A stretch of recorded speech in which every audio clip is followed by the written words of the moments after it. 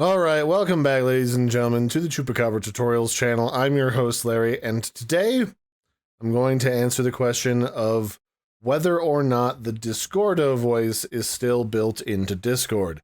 That is the common Japanese pronunciation of the name Discord, and Discord, at least they used to, hide the Discordo anime voice inside of Discord, so whenever you opened it, after it was closed, on your computer it would say Discordo, and then you could go about your day. So to activate it, you press the direct messages button 16 times rapidly. Discordo. Okay, so it does sound like it is still there and still in effect. If you're curious how to turn this voice off because you don't like it or you activated it by mistake, just spam click the direct messages button for 16 times or until you hear the normal notification sound.